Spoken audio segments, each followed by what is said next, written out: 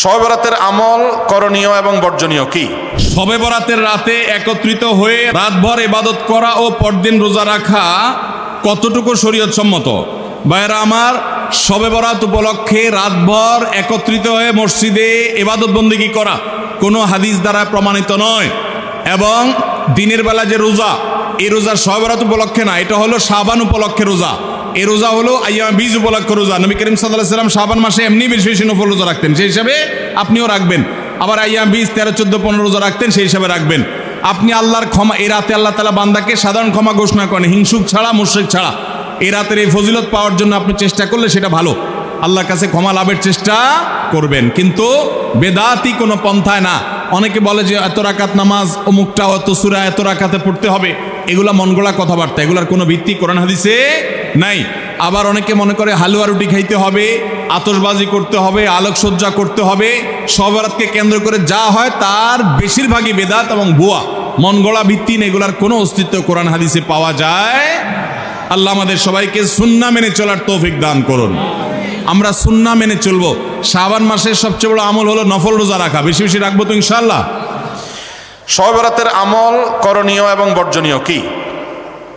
মধ্য শাবানের রাত, যেটাকে আমরা শবে বরাত বলি, এই রাতের ফজিলত সম্পর্কে একটি হাদিস পাওয়া যায় যে আল্লাহ রাব্বুল আলামিন এই রাতে বান্দাদিগের প্রতি দৃষ্টিপাত করেন এবং হিংসুক ছাড়া, মানুষের পিছনে হিংসা করে, বিদ্বেষ করে এই লোক ছাড়া এবং শিরকে লিপ্ত মানুষ ছাড়া আল্লাহ তাআলা সবাইকে সাধারণ ক্ষমা ঘোষণা করেন।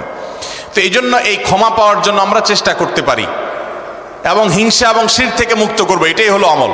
এর বাইরে কোনো আমল, বিশেষ করে আমরা যখন আমাদের দেশে দেখি দলবদ্ধভাবে মসজিদে সবাই মিলে রাত্রি যাপন করে শবে বরাতে ইবাদতবন্দি করে, এরকম দলবদ্ধ কোনো ইবাদত, এমনকি অনেকে মনে করে যে এত রাকাত নফল নামাজ পড়তে হবে, প্রথম রাকাতে এই সূরা এতবার পড়তে হবে, এরকম কোনো কথা কোরআন হাদিসে কোথাও উল্লেখ।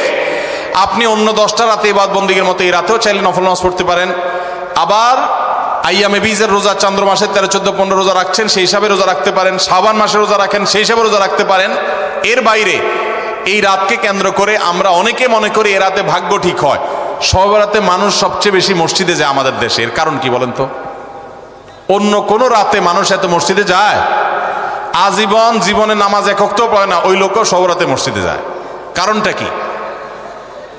কারণ সে মনে করে যে এই রাতে আল্লাহ ভাগ্য নির্ধারণ করে, অতএব এই এক রাতে ইবাদত বন্দি করে আল্লাহর সাথে বাইল দিয়ে যদি সারা বছরের ভাগ্যটা ভালো করে ফেলা যায়, মন্দ কি?